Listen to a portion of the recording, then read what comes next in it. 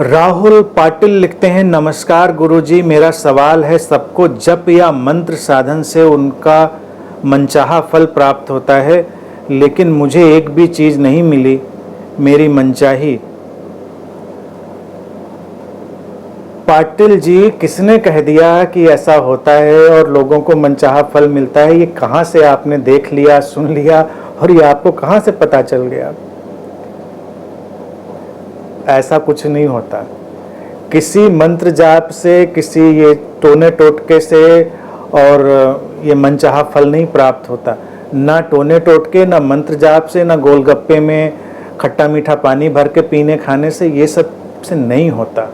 तुमको नहीं मिला मनचाहा, तो मनचाहा किसको होता है? ना मनचाहा ना तनचाहा। किसी को मुकम्मल जहां नहीं मिलता, कभी जमीन नहीं मिलती तो कभी आसमान नहीं मिलता। ये दुनिया ऐसी है, यहाँ मुकम्मल जहाँ तो किसको मिलता है? कुछ ना कुछ तो रह जाता है। मनचाहा और तनचाहा ये तो केवल एक भावदशा बनी रह जाती है। तो भाई, इस बात को दिमाग से निकाल दीजिए कि ये मंत्र जाप, इस सिर के बल खड़े रहने से, खिड़की पे लटके रहने से, या पीपल के पेड़ के नीचे बैठने से, लटकने से, या किसी भी तरह के ये कर्म कांड से, उपद्रव से कुछ होता है? ऐसी कोई चीज होती ही नहीं तो कैसे होगी? कैसे होगी? क्लेम करेंगे लोग तुमको, बेशक मैं कहता हूं क्लेम करने वाले लोग मिलेंगे कि ऐसा हो गया, ऐसा हो गया, लेकिन वैसा नहीं होता। मेरा तो यही देखिए कहने रहता है, और तुम आज के टाइम में देख लो कि आज के टाइम में अगर ये तंत्र मंत्र, ये जाप और ये सब, इनका इतना ही वैलिडेशन होता तो ये जो कोरोना का पूरा इस समय माहौल चला हुआ, तो इन सबको काम पे लगा दीजिए ना। काम पे हम लोग लगा देते, सारी समस्या हल हो जाती।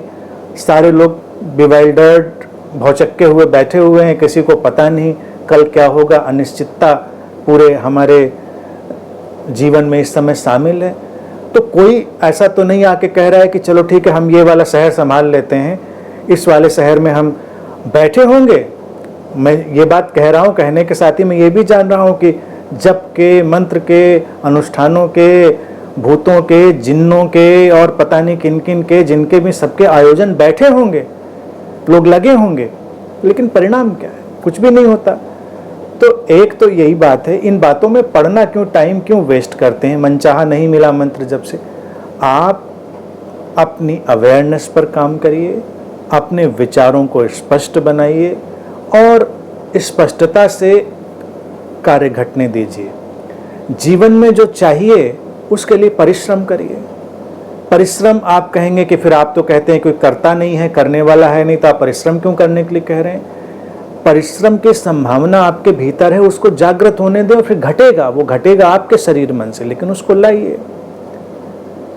जीवन में जो कुछ भी घटता है उसके लिए आपके शरीर मन की प्रोग्रामिंग जिम्मेदार होती है।